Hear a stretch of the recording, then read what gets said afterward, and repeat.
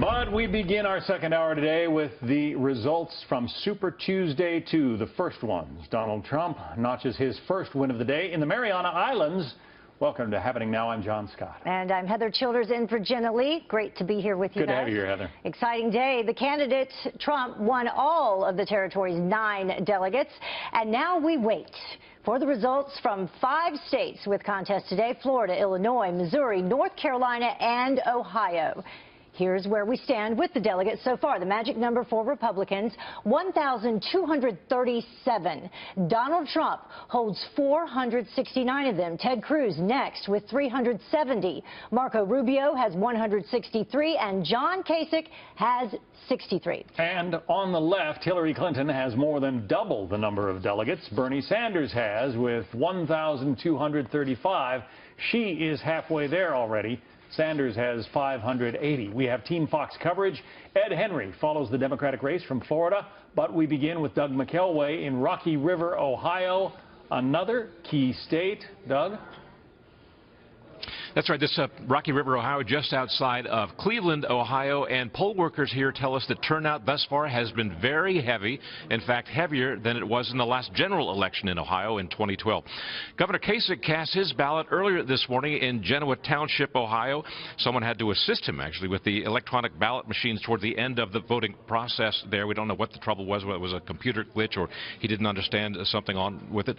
He then spoke to members of the media, and he described how this whole process of campaigning for the presidency and casting a vote for himself for president has been a humbling experience.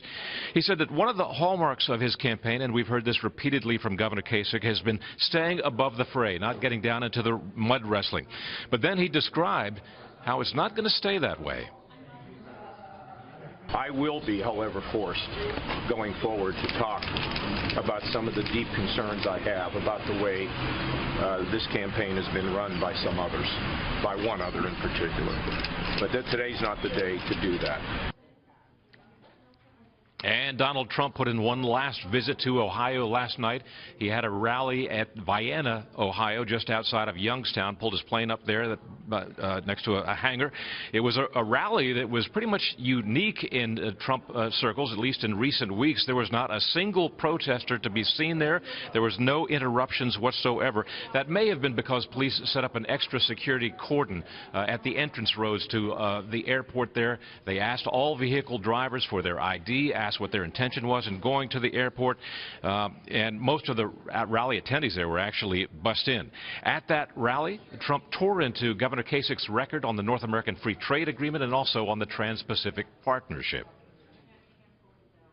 Remember, when he was a congressman, he signed NAFTA. NAFTA destroyed Ohio. It destroyed Ohio. And now he wants to sign TPP. That is going to be worse. I have studied it so carefully. Given the extremely tight race between Governor Kasich and Donald Trump, we're trying to read any tea leaf that comes down the pike to try to get an indication of how this thing is going to be turning out. The Secretary of State office in Ohio released the early voting results late yesterday.